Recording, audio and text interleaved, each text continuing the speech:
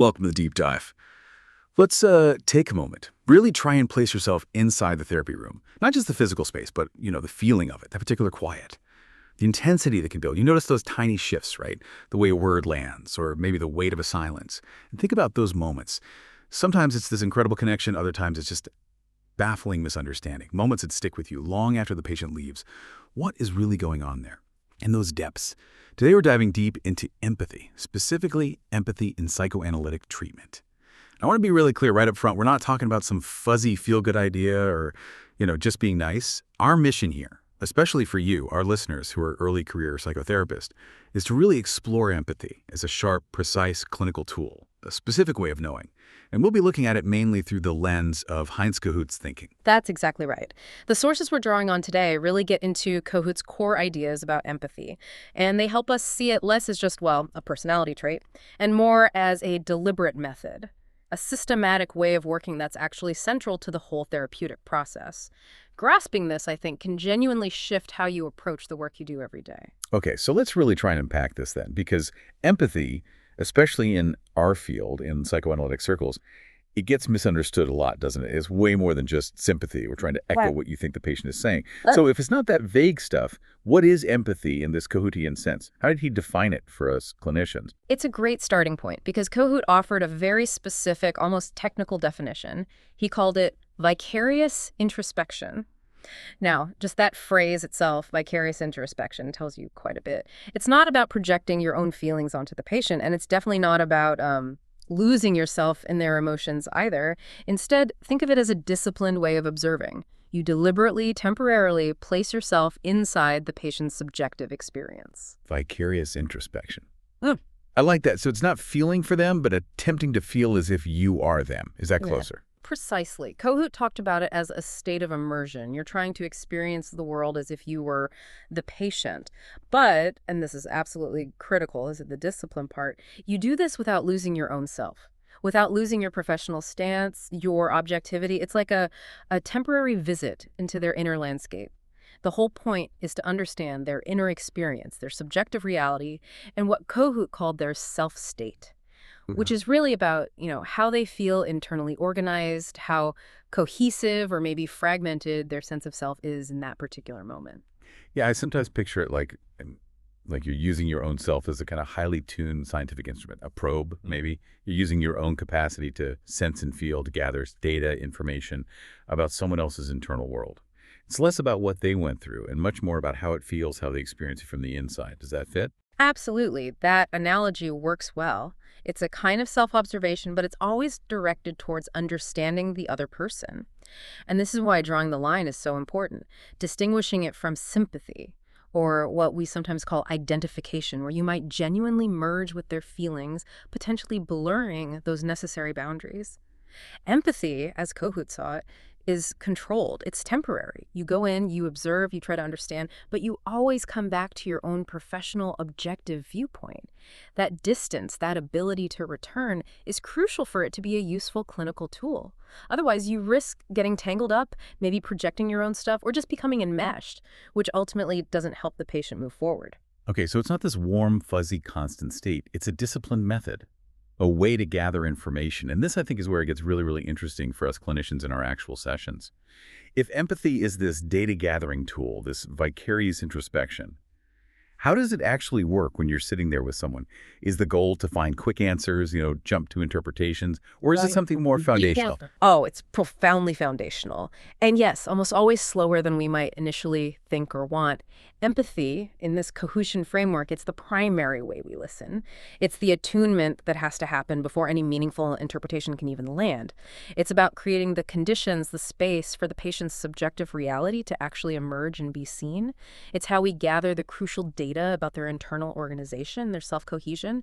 It helps us sense how stable or fragile their sense of self might be, moment to moment. So less about the therapist having the aha moment immediately, Right. and more about creating the fertile ground for the patient's aha to maybe blossom later on. Exactly. And this points to a really key distinction, one that can be a bit of a paradigm shift for therapists, especially early on. Are you using empathy to get somewhere? Maybe rushing towards an interpretation because you see it, or trying to fix something quickly, maybe even just trying to ease your own anxiety in the silence. Hmm. Or are you simply being with the patient, allowing their experience to unfold at its own pace? Empathy, in this deep sense, is about trying to grasp the patient's subjective truth, even if, from our outside view, that truth seems illogical or contradicts objective facts. It's about seeing the world through their lens, letting their own story reveal itself without us jumping in too early with our own theories, no matter how clever we think those theories are. It makes me think of, that Feynman idea. If you can't explain something simply, you don't really get it. So for you listening, the early career therapist, what does this actually look like, feel like in the nitty-gritty of a session? How would you notice this? This allowing, this tuning in, happening within you, maybe in your body, your tone of voice, your timing. Are you genuinely making space for that being with, for their reality to just be? Or can you feel yourself already reaching for a label, a diagnosis, an interpretation before the moment's fully there? It really challenges our clinical habits, doesn't it? It absolutely does, and it demands ongoing self-reflection. When you're really in that state of vicarious introspection, you might notice subtle shifts inside yourself. Maybe not a big rush of emotion, but a kind of quiet resonance. Your body might feel a bit different, maybe less tense, more open. Your timing naturally slows down. You feel less need to fill the silences, less pressure to jump in with questions or clever insights. You become more comfortable just waiting, letting things emerge. Your tone might soften, become more invitational, perhaps. It links directly to what Cohut called the experience nearer perspective. Empathy lets you grasp the patient's immediate subjective feeling, what it's like for them right now, which is quite different from an experience distant understanding, which might be technically correct, diagnostically accurate, but it doesn't actually connect with their lived reality. It doesn't help them feel understood or gain their own insight. That's such a vital distinction. Experience near versus experience distant. It makes me think about those times we might be eager to show off our theoretical chops. Mhm. And in doing so, we completely miss the patient's actual right here, right now, felt experience. Which brings us to, well, the inevitable. We're human. This work is incredibly complex. We are going to miss things. We're going to have moments where we just don't quite get it right. What about those times, those empathic failures? Ah, yes. This is so important. And honestly, where Kohut's ideas feel incredibly freeing, particularly if you're newer to this and maybe prone to beating yourself up over mistakes, he talked a lot about empathic failures. And the crucial thing is, he didn't see them as just errors to be avoided at all costs or things to feel terrible about. He saw them as unavoidable, even necessary. In fact, he saw them as vital data points.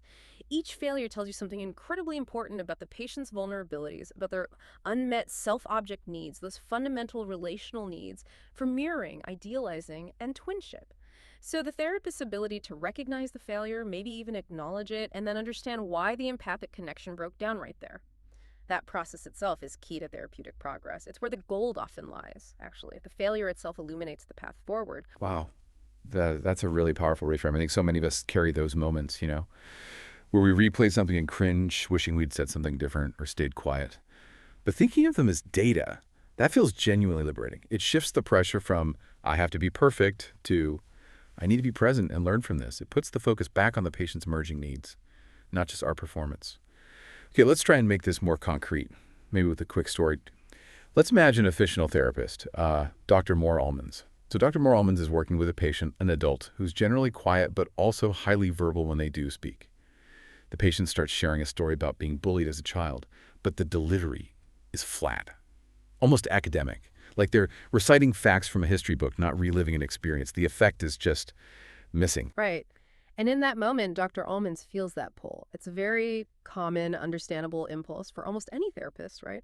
The urge to interpret the defense, to point out the intellectualization, maybe comment on the split between the story and the feeling, or the lack of effect. The instinct is often to try and bridge that gap, to connect the head and the heart through interpretation. But then, Dr. Almonds waits.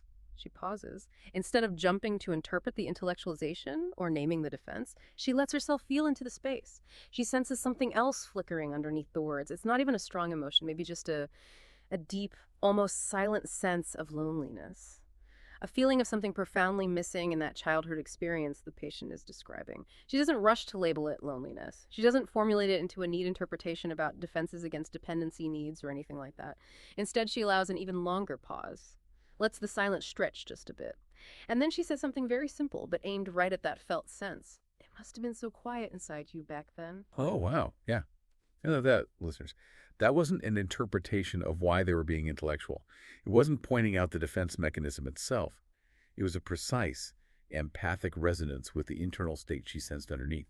That experience of profound inner quietness, maybe solitude, maybe a lack of someone tuning in back then. And that one small empathic intervention, it just shifted everything in the room. It moved the interaction away from a detached intellectual exercise toward real, felt contact. It was about sensing what was missing, or perhaps what was needed for that patient self to develop more fully, allowing the experience to unfold rather than pushing for a specific insight she wanted to deliver. And you can imagine, maybe the patient just looked up, eyes widening slightly, maybe took a deeper breath, a silent nod, and then continued, but maybe, just maybe, with a tiny bit more vulnerabilities in their voice. It opened a door. That's exactly the kind of subtle power this mode of empathy holds. It's not about forcing anything. It's about perceiving what feels deeply true for the patient, often on a pre-verbal level, and reflecting it back, reflecting it in a way that helps their own experience start to feel more real, more coherent, maybe more manageable. It's a very delicate attunement. So just to kind of wrap up our main thread here, empathy, when we understand it in this Cohoutian way, is really a sophisticated, disciplined, clinical tool. It's a profound way of being with the patient that actually creates the necessary space for genuine understanding to grow. It's a primary source of invaluable clinical data. It gives us, if we tune in correctly, almost direct access to the patient's inner world, letting us glimpse it through their eyes. It truly is a kind of scientific method for understanding subjective reality without losing sight of the unique person sitting opposite us. So, as you step back into your own clinical work, as you prepare for your next session, maybe hold this question lightly. How can you consciously work on honing your own instrument of self? How can you become better attuned, better able to resonate with and understand your patient's inner worlds, using this kind of vicarious introspection? And, perhaps just as importantly, how might reframing those inevitable empathic bumps in the road, seeing them not as failures but as crucial data points, actually deepen your work? How might that reveal what's truly missing, what's needed for your patient's growth? It's a big question, a career-long exploration, really.